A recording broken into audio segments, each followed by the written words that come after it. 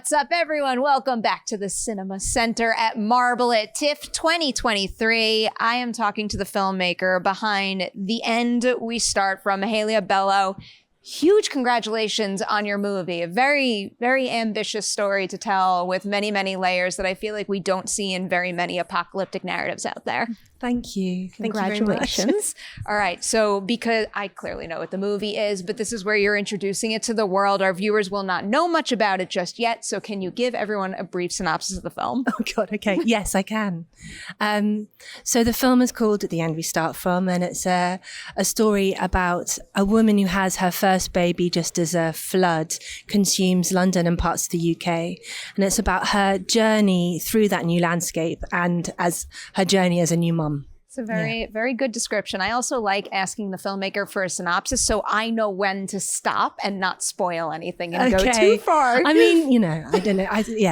I have a quote I wanted to ask you about when it comes to signing on the film, because I had read that it was one of your producers had said that when you were approached for the project that you read and loved the script and you were very clear with what you wanted to do with it. So it was making me wonder, when you read it, what were some of your top priorities, the things that you thought you could bring to the project that maybe no other director out there could have? I think when I first read it, I read the book probably quite soon after my first child. I'm a mum, and it stuck with me, kind of deeply stuck with me. It sort of stuck in my gut. But I wasn't sure whether it was adaptable, if I'm honest. And then Alice Birch wrote this beautiful script. And I think when I read it, and also I think I knew that this film it had to be completely its own tonally, and it had to talk about the internal world of new motherhood and let the outer world mirror that in some ways. So try and flip it around in some ways. So for me, I wanted to talk about what it would be to be a hero in the really true and honest and earthy way. That, you know, we really talked about that. Yeah. Some of the greatest real world heroes are mothers, even without an apocalyptic scenario. Yeah, it's true, isn't it? Yet another quote for you. I want to talk a little bit about your experience working with Alice, because another thing that I read is when you were developing the story together, someone said our different modes of storytelling felt like a really interesting mix. So I want to know about that too. What were those different modes and what was it about them that paired well together? I mean, Alice is a really beautiful formal writer. I mean, when she writes dialogue or writes a moment in a scene, she manages to really find a truth by kind of turning it around on its head in some ways. And she kind of is like she sets a scene and it's very clean and clear. And I think I'm a little bit more lyrical. So between us, this kind of poetry mixed with a kind of coolness of Alice, I think I really loved working with her, and I really loved that dynamic and that kind of merging of two flavors, you know.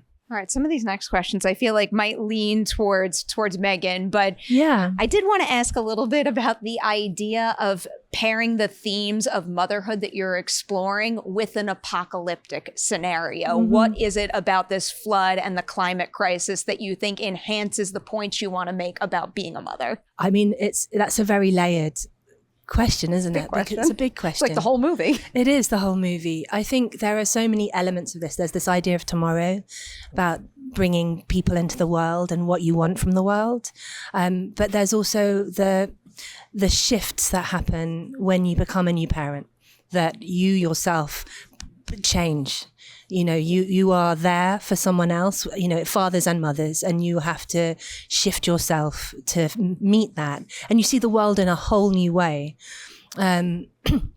So I think I felt like the parallels between parenthood and a world changing around you and having to kind of really navigate that was so kind of compelling, you know. Very, very much is.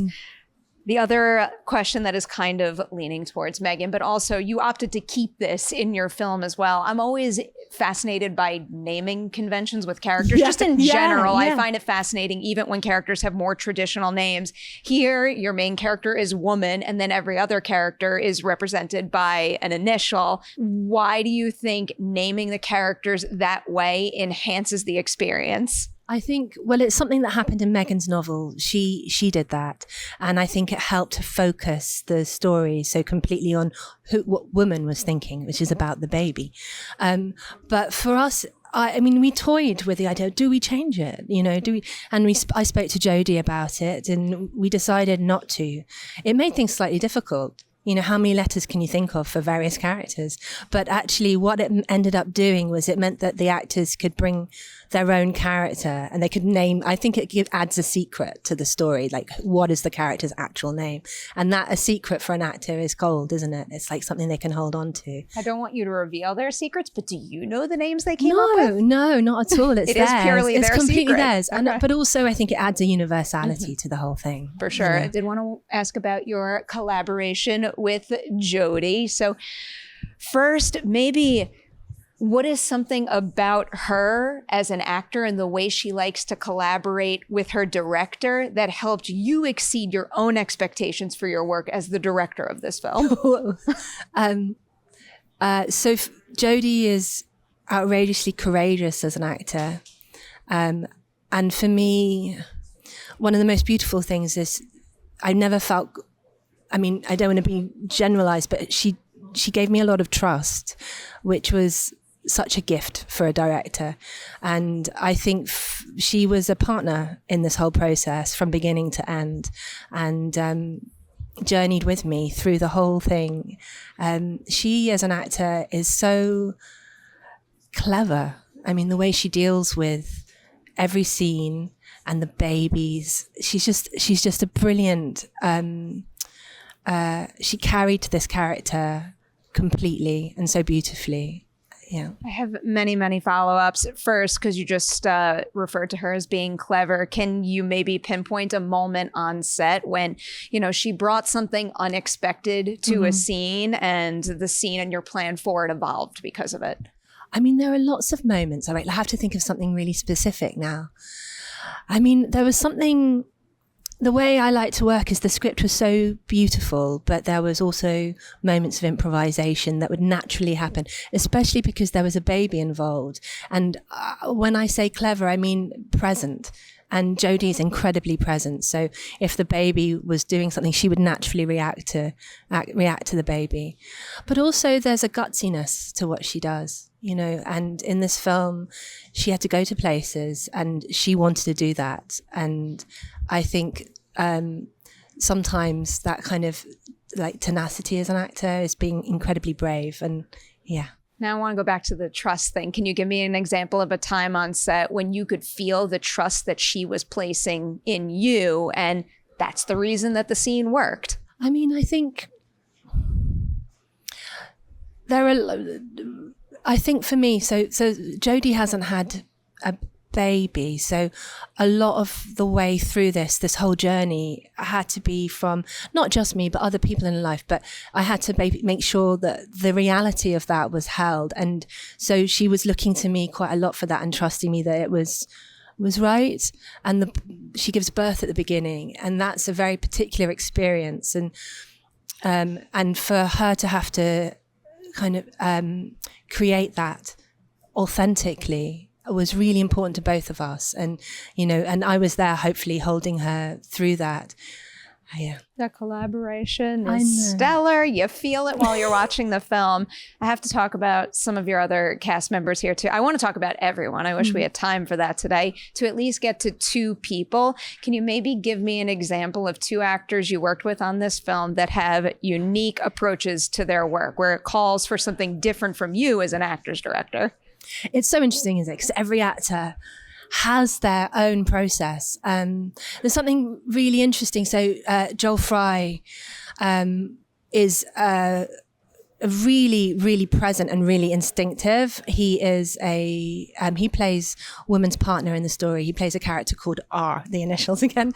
But he's quite a funny man. He's hilarious. You know, when you're around him, he's absolutely hilarious, and he picks up on everything.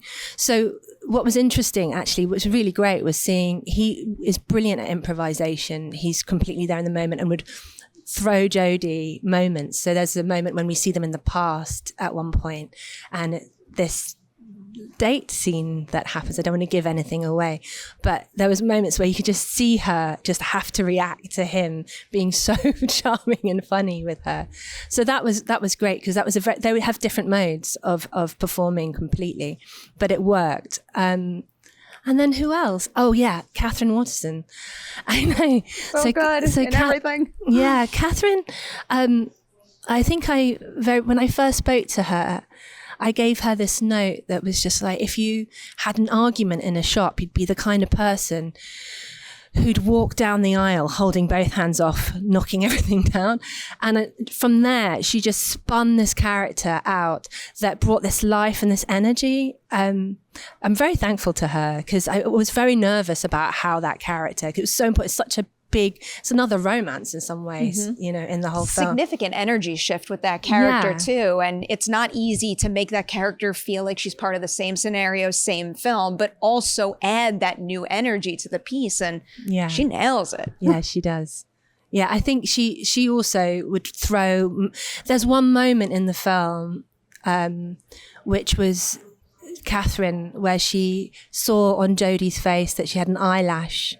And that was just completely Katherine being completely alive to the moment. And she takes the eyelash off and says, "Make a wish." And it was just this connection, the bond that they created through that was wonderful. I do that all the time. And seeing something just like little day to day like that represented in a film like this, especially this kind of scenario, I feel like that's a big contributor to what makes this whole thing feel real and grounded and connected, about connections between people, which is what I thought was really important. As I guess a personal question, because whenever I watch apocalyptic movies, and you know, usually they're like big blockbuster movies where, I hate phrasing it this way, but it's almost fun to think like, can you survive a zombie apocalypse? Yeah. This is a little different though. So having gone through the process of making the movie, has it made you yourself rethink how you might react to such a situation? Or maybe is there a particular character that your thought process might align with the most in terms of how they react to the flood? I don't think we all know how we'll react, but I also think that it's happening.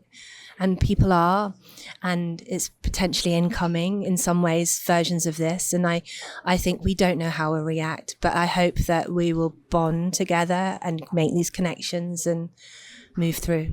Yeah. So speaking of the current climate crisis, it's been a high priority talking topic at this point for like way too many years, but it does feel like that conversation is like amplified, intensified more and more every single day. So given how much has changed, even from the beginning of making the film to the end, is there any current events or actual reactions people were having to the climate crisis that impacted how you depicted the flood? I mean, in this instance, I think we made sure that the point of view was particularly through the kind of subjective internal lens, so that almost our flood was an internal view of the world. And so we related it more to motherhood. But I think, you know, the world is shifting around us, and I hope it resonates and doesn't terrify, but adds some hope to the world in some ways as well. When you are making a movie like this, you go in, I'm sure, planned to a T so that you could get everything done that you want to get done. But in making any movie, things go awry. Things don't always go according to plan, according to schedule. Can you give me an example of a specific day on set when things didn't go to plan? You had to find a creative way to pivot, find a solution, and you did. And because of it, you found unexpected magic that makes a movie even better. I feel like the film is a lot of that. I mean, it had to be organic because we had a baby on set pretty much in every scene. You know, there's something that happens when you have someone who doesn't play ball but is so integral to the story. They're acting in a completely different way. One of the key things that kept happening was, so in rehearsal, we brought in a newborn baby, and Jodie, I don't think had much of a relationship with newborn babies particularly. And so her hand was shaking when she picked up the baby. I'm so nervous. And it was perfect because for me, at first I was like, oh no, oh no. But then I realized that's exactly how I was when I held my first child. But what was annoying was that as she got through the film, she became really good with babies. So she would always put them to sleep. She'd just be rocking them. And instead of having this baby that I wanted awake in the scene, it'd be like nuzzling up, falling. I was like, stop rocking, you know. Given that, did you have the opportunity to film this in sequence? Oh, no. Yeah, I didn't think so. That's a luxury most movies don't have. Yeah, no, sadly not. That would have been amazing. But because of the babies and the development, and because we did a fair bit of that, you know. You see the babies change every day. It's fascinating. So did you film with a real baby every single step of the way, or was there ever parts where you had to have a substitute? I mean, you don't want to give that away, but yeah. I mean, sometimes, but we would have a baby there. It would be because the baby had a nap or couldn't, you know, we would always have a baby for us available to us. Yes. So creatively, it was quite important because it changed completely the performance. Like they would, it was so, instantaneous, the reaction, and both Joel and Woman, how they reacted when the baby was there was its own thing to when it wasn't, you know. It's one of the first lessons learned in film school. Never make a movie with a baby. You made a whole movie with a baby.